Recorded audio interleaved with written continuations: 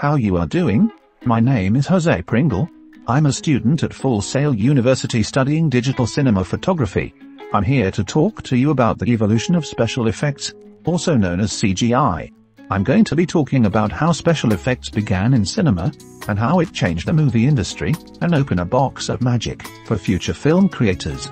This technique was developed from the minds of great men, one of which, who may be referred to as the godfather of special effects. In 1898, Georges Méliès was a French filmmaker, whose film was of fantasy images and magic from camera manipulation.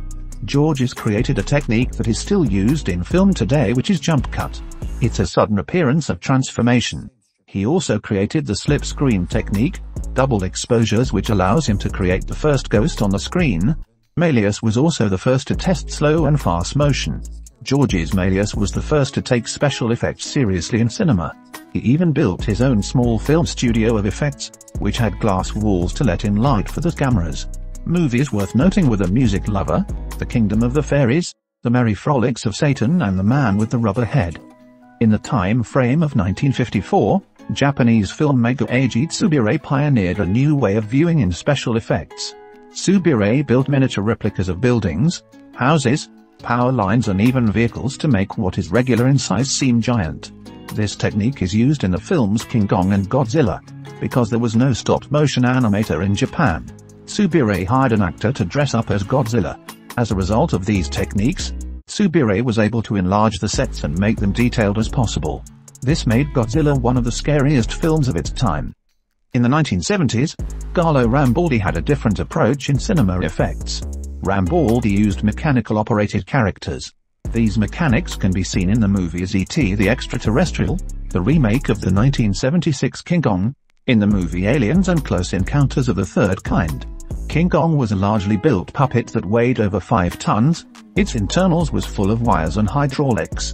The King Kong puppet Rambaldi built was so ridiculously huge to the point it wouldn't be allowed in today's standards of CGI. E.T. character was made in a series of 5 puppets, which all was radio controlled to give that real-life view of out-of-this-world being. I always wondered how E.T. was operated as a kid.